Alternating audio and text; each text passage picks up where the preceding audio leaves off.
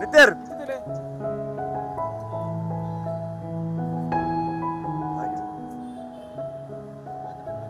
ಬರ್ಬಜಾ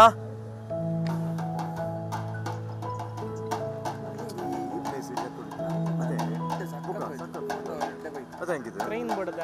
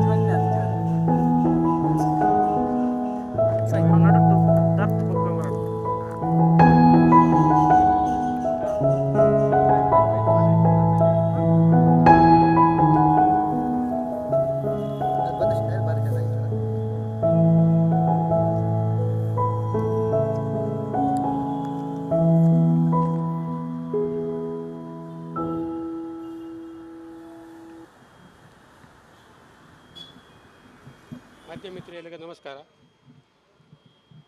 ಇವತ್ತು ನಾವು ವಿನೂತನ ರೀತಿಯ ಪ್ರತಿಭಟನೆ ಅಂದರೆ ನಾನು ಈ ಮೊದಲು ಬಹಳಷ್ಟು ಪ್ರತಿಭಟನೆಯನ್ನು ಮಾಡಿದ್ದೇನೆ. ಆದರೆ ಈ ಪ್ರತಿಭಟನೆ ಎಂಬುದು ಬಹಳ ಅಪಾಯಕಾರಿ ಪ್ರತಿಭಟನೆ. ಇದರ ಹೆಸರೇ ಅಪಾಯಕಾರಿ ಪ್ರತಿಭಟನೆ ಅಂತೇಳಿ. ಯಾಕೆಂತ ಹೇಳಿದರೆ ಒಂದು ಕಡೆಯಲ್ಲಿ ಸಾವಿರಾರು ಜನರು ಇರುವಂಥ ಜಾಗ ಒಂದು ಬೀಳುವಂಥ ಪರಿಸ್ಥಿತಿಯಲ್ಲಿದೆ. ಇನ್ನೊಂದು ಕಡೆಯಲ್ಲಿ ಗುಂಡಿಯನ್ನು ಒಂದು 10 ಫೀಟ್ ಗುಂಡಿ ಇದ್ದದ್ದನ್ನು ಮುಚ್ಚಲಿಕ್ಕೆ ಅವರಿಗೆ ಆಗಲಿಲ್ಲ. ಮತ್ತೊಂದು ಕಡೆಯಲ್ಲಿ ಇದೊಂದು ಎಂಥದ್ದು ವೈರಸ್ ಅಂತ ಹೇಳ್ತಾರೆ ಸರ್ಕಾರ, ಇದು ಕಾರ್ಖಾನೆ ಕಾರ್ಖಾನೆ, ಡೆಂಗ್ಯೂ ಕಾರ್ಖಾನೆ ಇದು. ಯಾಕಂತ ಹೇಳಿದ್ರೆ ಇದು ಇಲ್ಲಿ ಗೊತ್ತಾಗೋದಿಲ್ಲ, ಕೆಳಗೆ ಹೋದ್ಮೇಲೆ ಅದರದ್ದು ವಾಸನೆ ಮತ್ತು ಹುಳ ಎಲ್ಲ ಕೆಳದ ಮೇಲೆ ಗೊತ್ತಾಗೋದು. ಆ್ಯಕ್ಚುಲಿ ನಾನು ನೀರಿನಲ್ಲಿ ಇಳಿದು ಪ್ರತಿಭಟನೆ ಮಾಡೋದಿತ್ತು.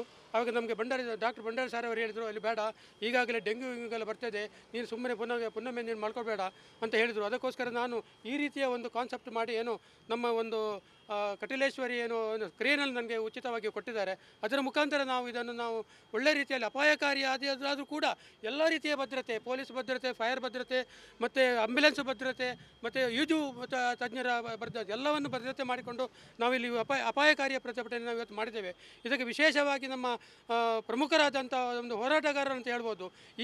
ಇಲ್ಲಿ ಆಸ್ಪತ್ರೆ ಹೋರಾಟ ಮಾಡುವಾಗ ಅವರು ಕೂಡ ಇದಕ್ಕೆ ಆಗಬಾರ್ದು ಅಂತ ಪ್ರತಿಭಟನೆ ಬಹಳಷ್ಟು ನಾವು ಮಾಡಿದೆವು. ಆದರೂ ಕೂಡ ಅವರು ಬಲಾತ್ಕಾರವಾಗಿ ಪ್ರತಿಭಟನೆ ಲೆಕ್ಕಿಸದೆ ಇದು ಮಾಡಿದ್ದಾರೆ. ಈಗ ಅದರ ಅನುಭವವನ್ನು ಊರಿನವರು ಅನುಭವಿಸಿದ್ದಾರೆ. ಯಾಕಂತ ಹೇಳಿದ್ರೆ 10 ಮಾಡಿಯ ಕಟ್ಟಡಗಳಿವೆ, ಈ ಕಡೆಯಿಂದ ಹಳೆ ರೀತಿಯ ಕಟ್ಟಡಗಳಿವೆ. ಈ ರೀತಿ ಮಳೆ ಬಂದರೆ ಸಾವಿರಾರು ಜನರು ಸಾವಿದಕ್ಕೆ ಏನು ತೊಂದರೆ ಇಲ್ಲ. ಸರ್ಕಾರ ಅದಕ್ಕೆ ಕಾಯ್ದು, ಯಾಕಂತ ಹೇಳಿದರೆ ಜನಸಂಖ್ಯೆ ಕಡಿಮೆ ಆಗಲಿ ಅಂತ ಕಾಯ್ತಿದ್ದಾರೆ ಕಾಣೋ. ಅದಕ್ಕೋಸ್ಕರ ನಾನು ಈ ರೀತಿ ಅಪಾಯಕಾರಿ ಪ್ರತಿಭಟನೆ ಮಾಡಿದ್ದೇನೆ. ಇದನ್ನು ಒಳ್ಳೆ ರೀತಿಯಲ್ಲಿ ನಮ್ಮ ಕರ್ನಾಟಕ ಸರ್ಕಾರಕ್ಕೆ ಹೋಗಬೇಕಿದು. ಕರ್ನಾಟಕ ಸರ್ಕಾರ ಅದರ ರಾಜ್ಯ ಇದು ಕೇಂದ್ರ ಮಟ್ಟಕ್ಕೂ ನಮ್ಮ ಪ್ರತಿಭಟನೆ ಒಂದು ಹೋಗಬೇಕು ಅಂತೇಳಿ ನಾನು ನಿಮ್ಮ ಹತ್ರ ಮನವಿ ಮಾಡಿಕೊಳ್ತಿದ್ದೇನೆ.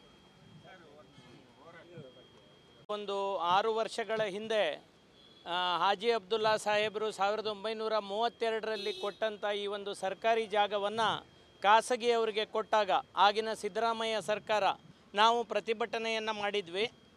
ಆಮೇಲೆ ಈಗಾಗಲೇ ನೀವು ಗಮನಿಸಿರ್ಬೋದು, ಈ ಆಸ್ಪತ್ರೆ ಕಟ್ಟಿದ್ರು, ಎದುರುಗಡೆ ಒಂದು ಖಾಸಗಿ ಆಸ್ಪತ್ರೆ. ಅಂದರೆ ಈಗ ಏನು ನಮ್ಮ ನಿತ್ಯಾನಂದ ಒಳಕಾಡು ಅವರು ಭಾಳ ಧೈರ್ಯವಾಗಿ ಏನು ಒಂದು ಪ್ರತಿಭಟನೆ ತಮ್ಮ ಪ್ರಾಣದ ಅಪಾಯವನ್ನು ಲೆಕ್ಕಿಸದೆ ಬಂದು ಇವತ್ತು ಏನು ಪ್ರತಿಭಟನೆ ಮಾಡಿದ್ದಾರೆ, ಆ ಸ್ಥಳದಲ್ಲಿ ಖಾಸಗಿ ಆಸ್ಪತ್ರೆ ಸಂಪೂರ್ಣವಾಗಿ ಖಾಸಗಿ ಆಸ್ಪತ್ರೆ ನಿರ್ಮಾಣ ಮಾಡುವುದು ಅನ್ನುವಂಥದ್ದು ಒಂದು ಒಪ್ಪಂದ ಆಗಿತ್ತು. ಆದರೆ ಕಾರಣಾಂತರಗಳಿಂದ ಕರ್ನಾಟಕ ಸರ್ಕಾರಕ್ಕೆ ಒಂದು ಭಾಗ ಅಂದರೆ ಈ ಉಚಿತ ಆಸ್ಪತ್ರೆ ಏನು ಎದುರುಗಡೆ ಭಾಳ ಭವ್ಯವಾಗಿ ಕಟ್ಟಿದ್ದಾರೆ ಅದು ಸರ್ಕಾರಕ್ಕೆ ವಾಪಸ್ ಸಿಕ್ಕಿದೆ. ಈ ಎದುರುಗಡೆ ಇರುವ ಜಾಗ ಯಾರ ಕೈಯಲ್ಲಿದೆ ನಮಗಿನ್ನೂ ಗೊತ್ತಿಲ್ಲ. ಆದರೆ ಭಾಳ ವಿಷಾದನೀಯ ಅಂದರೆ ಈಗಾಗಲೇ ನಿತ್ಯಾನಂದ ಒಳಕಾಡು ಅವರು ಹೇಳಿದ ಹಾಗೆ ಈ ಸ್ಥಳದಲ್ಲಿ ಏನು ನೀರು ತುಂಬಿದೆ, ನಾನು ಸ್ವತಃ ನಮ್ಮ ಪ್ರೆಸ್ ಪರ್ಸನ್ಸ್ ಜೊತೆ ಹೋಗಿ ನೋಡಿದೆ. ಅಲ್ಲಿ ಅಷ್ಟು ನೀರು ತುಂಬಿದೆ. ಅಲ್ಲಿ ಈ ಮಾಸ್ಕಿಟೋ ಬೆಳೆಯುವುದಕ್ಕೆ ಸಾಕಷ್ಟು ಸಾಧನ ಇದೆ. ಹಾಗಿರುವಾಗ ಅದನ್ನು ನೋಡಿಕೊಂಡು ಸರ್ಕಾರ ಯಾಕೆ ಸುಮ್ಮನಿದೆ? ಇದು ಇನ್ಫ್ಯಾಕ್ಟ್ ಈಗ ಸರ್ಕಾರದ ಕೈಯಲ್ಲಿದ್ದರೆ ಮೊದಲು ಅದನ್ನು ಮುಚ್ಚಿಸಲಿ. ಸರ್ಕಾರದ ಕೈಯಲ್ಲಿ ಇಲ್ಲ ಅಂದರೆ, ಖಾಸಗಿಯವರ ಕೈಯಲ್ಲಿದೆ ಅಂದರೆ ಅವರಿಗೂ ಹೇಳಲಿ. ಸರ್ಕಾರಕ್ಕೆ ಅಷ್ಟು ಪವರ್ಸ್ ಇಲ್ವಾ? ಮತ್ತು ಎಲ್ಲದಕ್ಕಿಂತ ಯೋಚನೆ ಮಾಡಿ, ಹಾಜಿ ಅಬ್ದುಲ್ಲಾ ಸಾಹೇಬ್ ಅಂತವರು ದಾನ ಮಾಡಿರೋದು ಈ ಗುಂಡಿ ಇಡೋದಕ್ಕಲ್ಲ. ಈಗ 6 ವರ್ಷಗಳಿಂದ ನಿಷ್ಪ್ರಯೋಜಕವಾಗಿ ಸರ್ಕಾರದ ಒಂದು ಕೈಯಲ್ಲಿ ಇರಬೇಕಾದಂಥ ಜಾಗ ನಿಷ್ಪ್ರಯೋಜಕವಾಗಿ ಇಲ್ಲಿ ಬಿದ್ದಿದೆ. ಇದಕ್ಕೆ ಯಾರು ಜವಾಬ್ದಾರಿ? ನಾನು ನೇರವಾಗಿ ನಮ್ಮ ಕರ್ನಾಟಕ ಸರ್ಕಾರ, ಈಗದ ಸರ್ಕಾರ, ಸಿದ್ದರಾಮಯ್ಯ ಅವರೇ ಮುಖ್ಯಮಂತ್ರಿ, ಅವರ ಮೇಲೆ ಜವಾಬ್ದಾರಿಯನ್ನು ಹೊರಿಸ್ತೇನೆ. ಇದು ಮಾಡ್ತಾ ಇರೋದು ದೊಡ್ಡ ತಪ್ಪು. ಈ ಕೂಡಲೇ ಈ ಗುಂಡಿಯನ್ನು ಮುಚ್ಚಿಸದೇ ಇದ್ದಲ್ಲಿ ಬಹುಶಃ ಇದು ಫಸ್ಟ್ ಪ್ರತಿಭಟನೆ. ನಾನು ಉಡುಪಿ ನಾಗರಿಕರಲ್ಲಿ ನಮ್ಮ ಶಾಸಕರು, ನಮ್ಮ MP ಗಳು ಎಲ್ಲರನ್ನೂ ರಿಕ್ವೆಸ್ಟ್ ಮಾಡ್ತೇನೆ, ನೀವು ಮುತುವರ್ಜಿ ವಹಿಸಿ ಈ ಕೂಡಲೇ ಈ ಒಂದು ಏನು total lack of Civic sense, ಇದು ನಿಜವಾಗಲೂ ಹೇಳ್ತಾನೆ, ಯಾವುದೇ ಒಂದು ನಾಗರಿಕ ಸಮಾಜ ಇದನ್ನು ಸಹಿಸುವುದಿಲ್ಲ. ಸರ್ಕಾರಿ ಭೂಮಿ ಅಲ್ಲೀಗ ನಿಷ್ಪ್ರಯೋಜಕವಾಗಿದೆ. ಪ್ಲಸ್ ಇದರಿಂದಾಗಿ ಸಾರ್ವಜನಿಕ ಆರೋಗ್ಯದ ತೊಂದರೆಗಳು ಬರುವ ಚಾನ್ಸಸ್ ಇದೆ. ಇದನ್ನೆಲ್ಲ ನೋಡಿಕೊಂಡು ನಮ್ಮ ಸರ್ಕಾರ ಸುಮ್ಮನೆ ಇರುವುದು ನಾಚಿಕೆಗೇಡು ಅಂತ ಹೇಳ್ತಾ ನಾನು ಈ ಮಾಧ್ಯಮಗಳ ಮೂಲಕ ಸರ್ಕಾರವನ್ನು ರಿಕ್ವೆಸ್ಟ್ ಮಾಡ್ತೇನೆ, ನಮ್ಮ ಜಿಲ್ಲಾಧಿಕಾರಿಗಳಿಗೆ ರಿಕ್ವೆಸ್ಟ್ ಮಾಡ್ತೇನೆ, ಈ ಕೂಡಲೇ ಈ ಜಾಗವನ್ನು ಬಂದು ಇನ್ಸ್ಪೆಕ್ಟ್ ಮಾಡಬೇಕು. ಇನ್ಸ್ಪೆಕ್ಟ್ ಮಾಡುವುದಲ್ಲದೆ ಇದನ್ನು ಮುಚ್ಚಿಸುವುದಕ್ಕೆ ನಾವು ಒಂದು 10 ದಿನಗಳ ಗಡುವು ಕೊಡ್ತೇವೆ. ಇಲ್ಲದೇ ಇದ್ದಲ್ಲಿ ಮುಂದೆ ಇದರ ಬಗ್ಗೆ ಒಂದು ಉಗ್ರ ಹೋರಾಟವನ್ನು ಖಂಡಿತವಾಗಿ ಮಾಡ್ತೇವೆ. ನಾನು ನಮ್ಮ ಜನಪ್ರಿಯ ಶಾಸಕರು, ನಮ್ಮ MP ಗಳು, ಇಲ್ಲಿಯ ಕಾರ್ಪೊರೇಟರ್ಸ್ ಇವರೆಲ್ಲರಿಗೂ ರಿಕ್ವೆಸ್ಟ್ ಮಾಡ್ತೇನೆ, ನೀವು ಕಣ್ಣಿದ್ದು ಕುರುಡರ ಥರ ಇದ್ದೀರಾ.